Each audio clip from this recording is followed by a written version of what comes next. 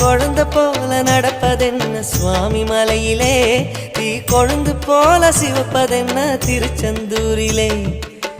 குழந்தை வேலன கொஞ்சி விளையாடலாம், கோபக்கார குமரன எப்படித்தான் ஆடலாம். குளத்தை போல மனசு கலங்குது, குமரா தெளிய வச்சா ரொம்ப நல்லது.